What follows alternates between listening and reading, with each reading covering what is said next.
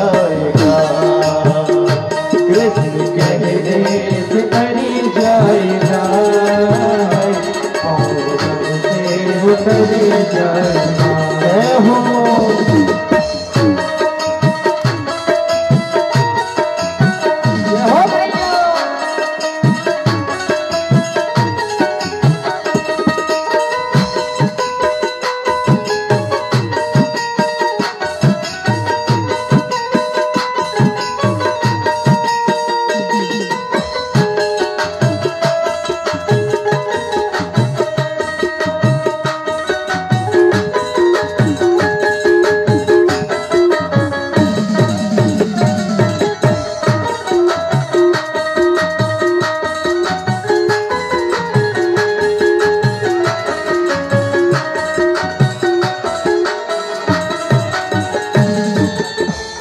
सब कहेंगे कहानी तेरी, सब कहेंगे कहानी तेरी, हो सब कहेंगे कहानी तेरी, सब कहेंगे कहानी तेरी,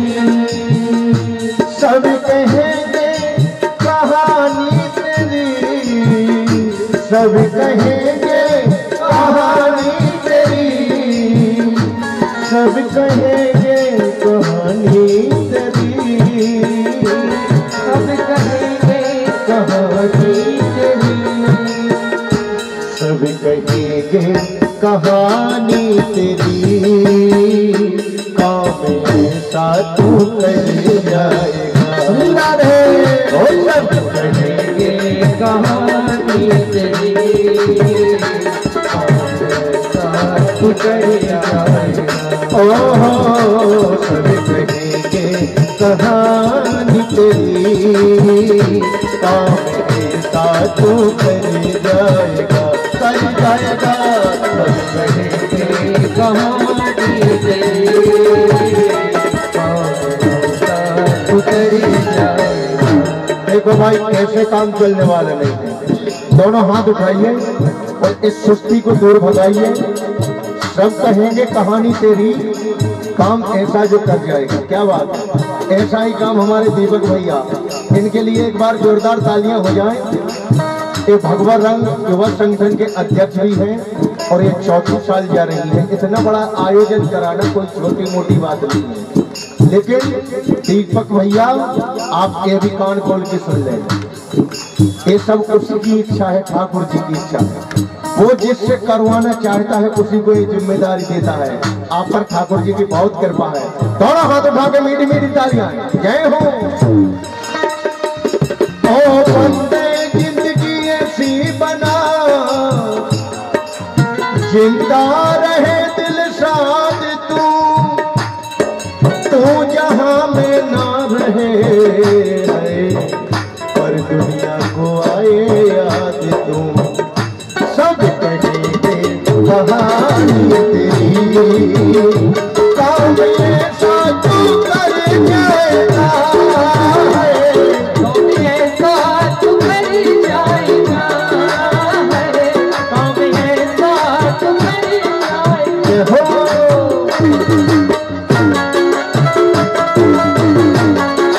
श्री राधे।